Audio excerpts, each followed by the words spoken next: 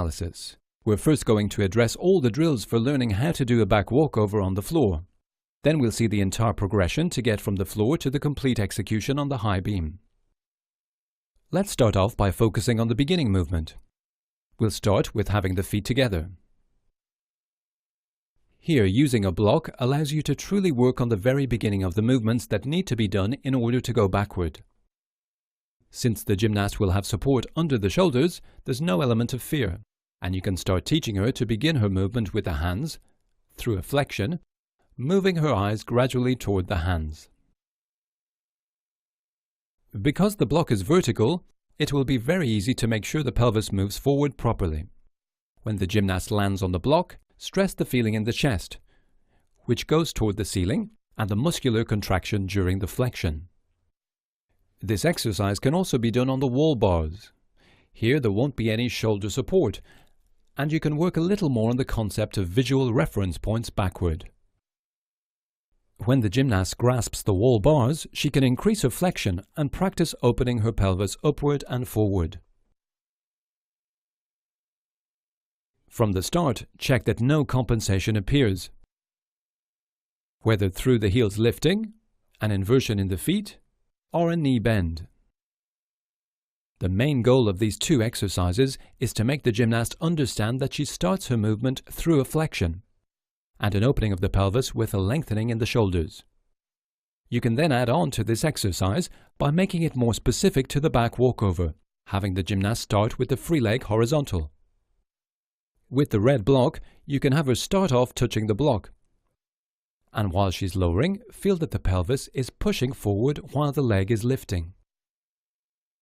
Of course, you can also do this exercise on the wall bars, so it will be a little harder. You'll start to see some compensations appear at the beginning of the descent. Often when gymnasts try to see the wall bars, they stop being aware of the feelings of the lower body. Now, after a few repetitions, they'll be able to try to look backward and at the same time focus their attention on the free leg and the pelvis, as well as on the supporting leg.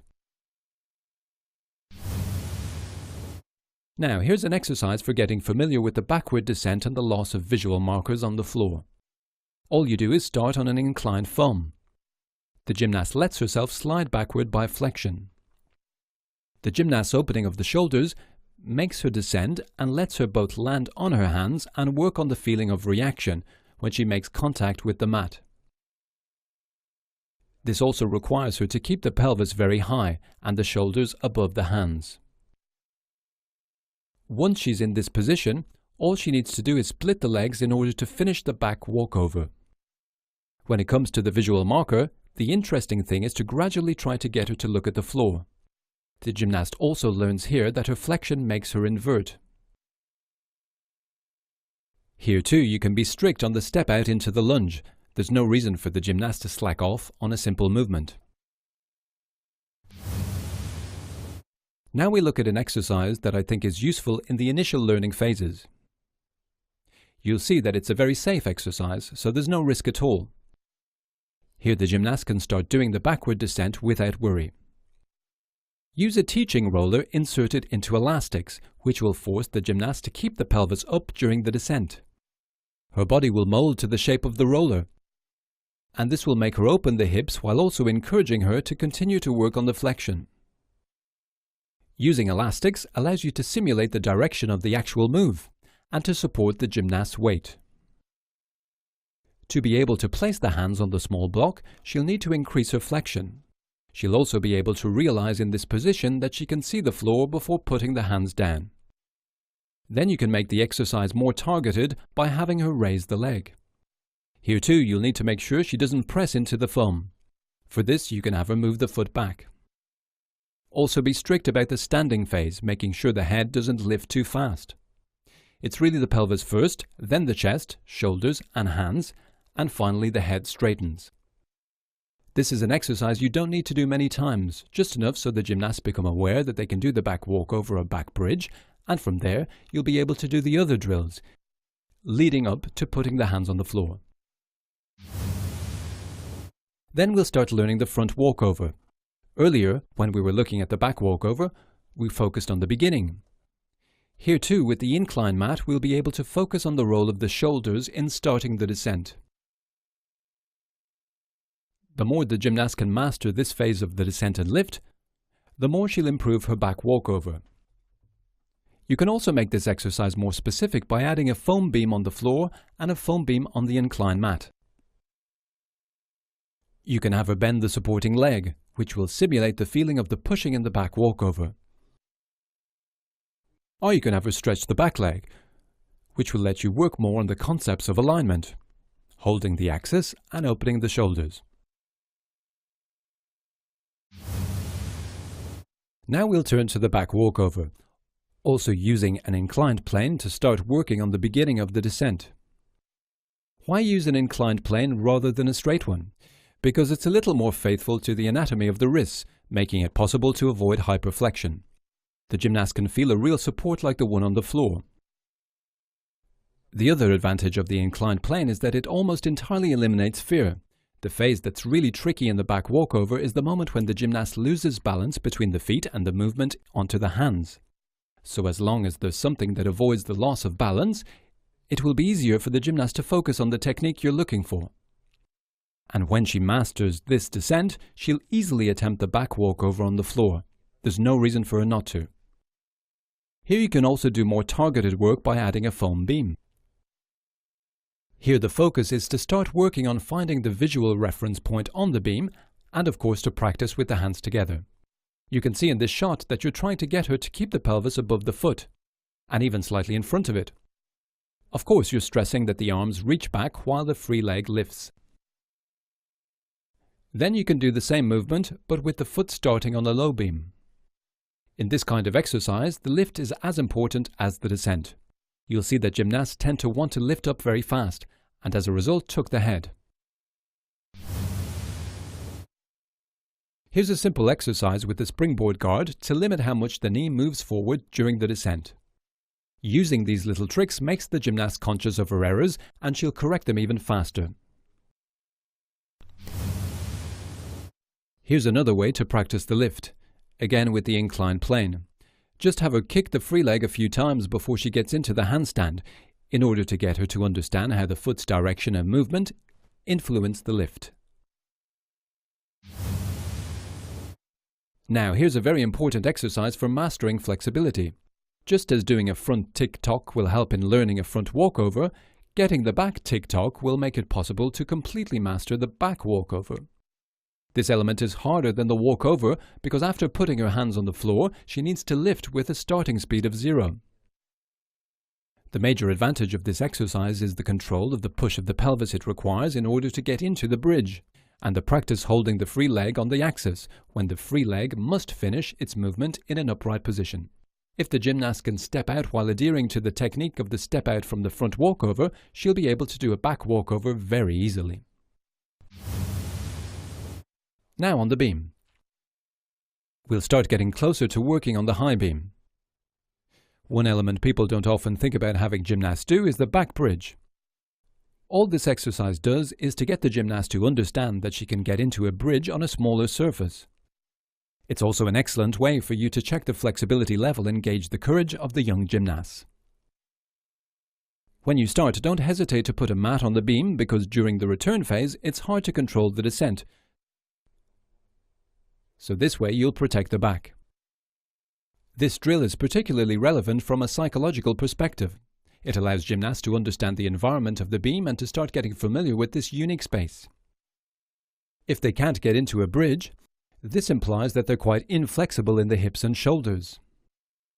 Or they're very scared, and this means it's still too early to do it.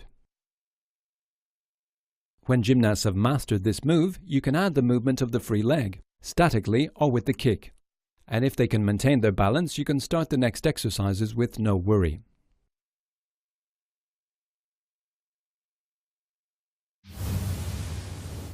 To add on to the exercise, from this position have the gymnast kick the leg repeatedly and try to push into the supporting leg in order to finish the back walkover.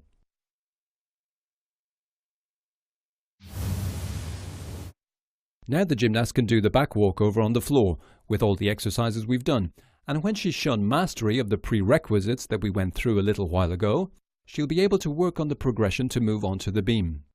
So first, make sure that she can do a back walkover on the floor on a line, and above all, that she can do it with the hands together. Very often when gymnasts do this kind of exercise, they check that the feet are perfectly on the line, but they keep the arms spread. It is the case that gymnasts have a harder time squeezing the hands on the mat than on the beam. This is because the wrists are more flexed on a flat surface. Next, to start getting used to what the beam feels like, you can start off on a foam beam and land on a lower surface. This will promote rotation while the gymnast starts to understand the concept of balancing on the beam. This is also a good way to practice pushing the pelvis forward, because the gymnast is trying to stay balanced for a long time in order to not lose too much speed. Then you can add a stiff block behind the beam in order to start on the beam and put the hands down like on the floor. Then put down a marker that represents the beam and start by having the gymnast do a walkover like on the floor.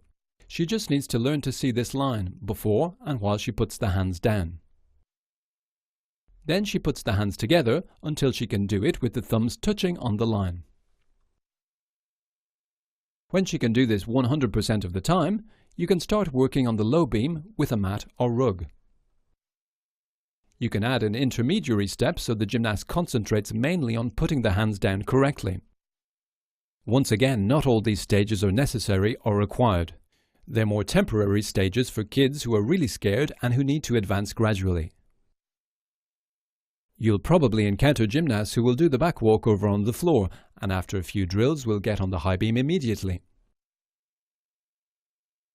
Now for the entire skill on a foam beam. Using these practice beams is effective for training, but I recommend that you still devote a lot of time to working on the traditional low beams in order to stay close to reality. So switch often between these two setups. Now we progress towards a back walkover on the low beam with a rug, then without. To move from stage to stage, it's useful to implement a sort of partnership between the gymnast and the coach. This means that you'll be able to tell her when she's technically ready to move on to the next stage, but it will be up to her to decide to do it. This doesn't mean that she's the one in charge if you simplify things, but it means that she's the one who takes the initiative to take up the challenge after you give her the go-ahead. Why use this strategy? Simply so that the gymnast gains self-confidence.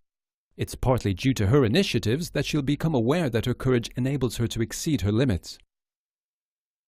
So each time she clears a hurdle, this will represent a victory over fear, and we want to see our gymnasts smiling when they feel that they're progressing.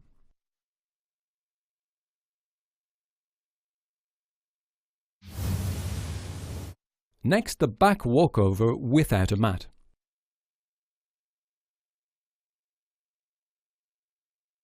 Then have her move on to the high beam. In theory, you can move directly to the high beam with a mat, but sometimes you need to put a foam under the beam. It's better to raise the level of the floor by using this foam than to put the beam at medium height, because this way she'll progress with the same reference points as in a real-life situation, so she'll progress faster. You'll see in a little while in the spotting chapter that above all, you shouldn't spot on the high beam. Now for the back walkover with a mat. These stages aren't really drills because the move is always the same. Instead, they're thresholds for gaining enough self-confidence in order to do the move in a competitive situation. This is the major difference between the beam and the other apparatuses. The technical skill is often simple, but the context in which it's done makes it hard. So you should keep in mind that each stage should represent for the gymnast a victory over herself. The more self-confidence she has, the faster she'll progress. Courage and confidence are feelings that can be learnt. Now that the technical move of the back walkover is being done on the high beam, you can reinforce the gymnast's learning and refine the technique by doing series of backward and front tick-tocks, and of course of back walkovers. At this point, it's a question of repeating the skill many times in order to make it automatic. Keep in mind that it takes around 3,000 repetitions to reach this goal. Now we look at a few exercises on the landing in a lunge, and you'll realize that you can vary the landing positions in order to improve the control of the back leg. The goal is to have equal weight in both legs. You may have already noticed that gymnasts tend to put more weight on the straight leg than on the bent leg. which is paradoxical because by definition the straight leg is less stable. The other important aspect is to make gymnasts understand that the hands and chest cause the back leg to lower in order to control the movement. So a simple exercise to do is to land on the instep. This will force her to slow the rotation. Then she finishes the move like she normally would. You can also have her stand in an arabesque. First with the arms down in order to focus on the chest leg alignment, and then with the arms up in order to feel the entire posterior chain working. Then you can move on to the back walkover with the feet close together. Here, for example, with both legs straight, in order to start working on the concept of connecting with a back handspring step out, for example. Finally, to conclude this chapter on drills, we'll do a move that's a little harder than the back walkover. The back tick-tock, which we saw a little while ago. Most often you'll create scenarios that will facilitate the execution, but creating a more constraining scenario can also be helpful. When the gymnast can do the back walkover, have her work on the back tick-tock on the low beam, gradually moving to the high beam. When the gymnast has mastered this move on the high beam, you can easily move up the scale to the back handspring step out and a series of backward acrobatics.